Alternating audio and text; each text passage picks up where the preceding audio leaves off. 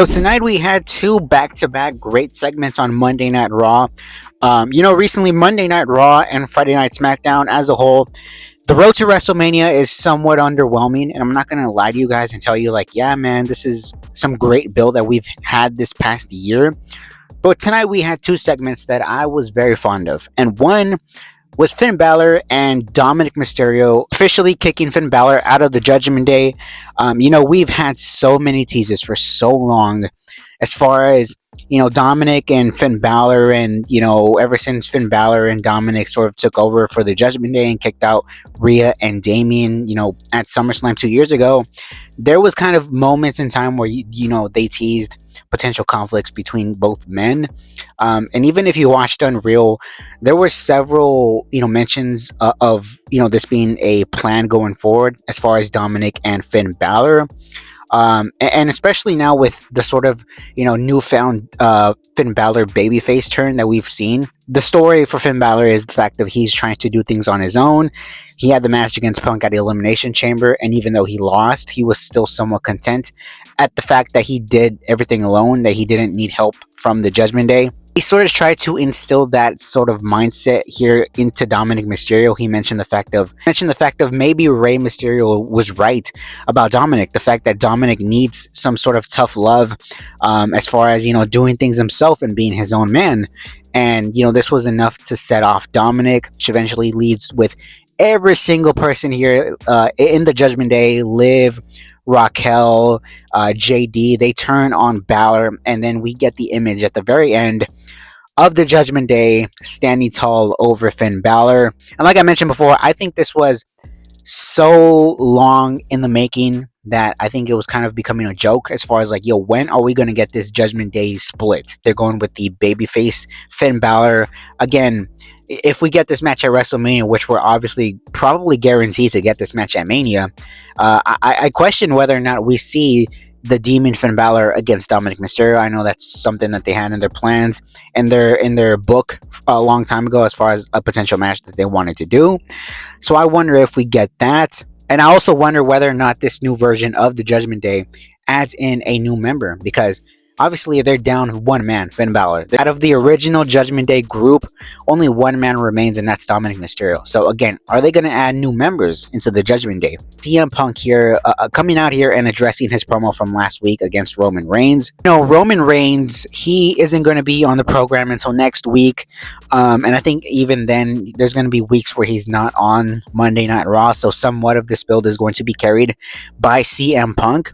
But tonight, what they did, I think, was an excellent use of everyone involved. Because obviously, last week and the week, the original time in which Roman Reigns came and, selected CM Punk to be his WrestleMania opponent, there were mentions of the Usos, as far as, the Usos being sort of in Roman's back pocket and being somewhat of his lackeys by Punk. That's what he made mention.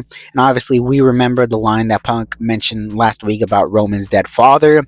So tonight, CM Punk came out here and essentially called out Roman Reigns for being, a two-faced politician. And this brought out Jimmy and Jey Uso.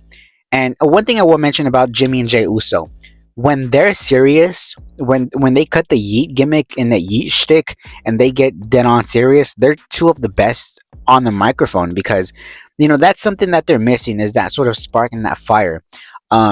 And they came out here to get an apology from CM Punk. And, Jimmy and Jey Uso wanted an apology from Punk.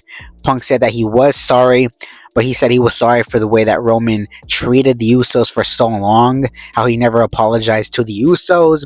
And, this eventually leads into a shoving match with Jey Uso, or Jimmy Uso for that matter, shoving down Punk. And, they sort of exit off the entrance ramp. And there's this visual of CM Punk laying down on his ass, looking up at Jimmy and Jey Uso. This was a great segment overall. They kind of wanted you to leave this segment with the impression of potentially a bloodline reunion at WrestleMania.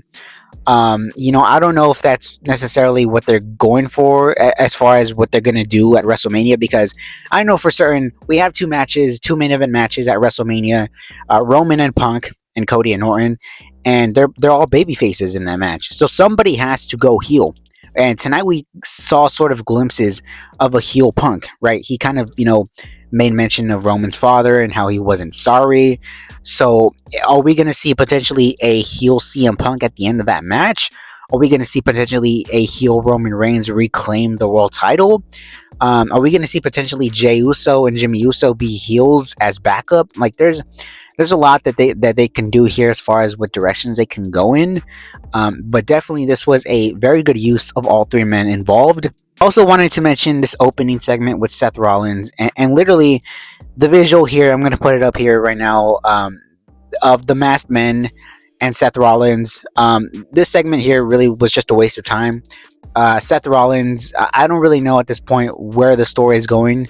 Who even he wrestles at WrestleMania. I feel like if Braun Breaker is back in time, that's going to be the given direction. But I feel like right now we're kind of just stalling until we get that confirmed Braun Breaker reappearance. Because man, this was.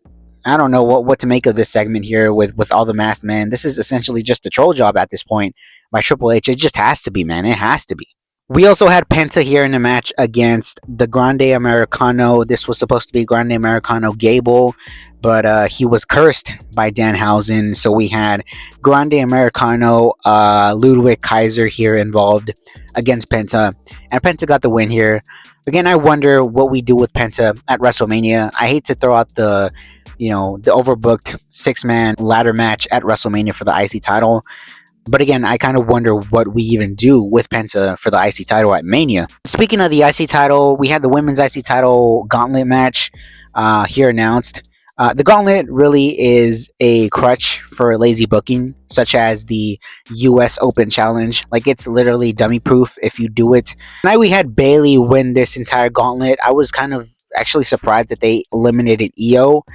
Because I don't even know what the hell they're going to do with Io Sky at WrestleMania. Like, what are you going to do with Io Sky? Because you don't have her in a major championship match. You don't have her in a tag team division match.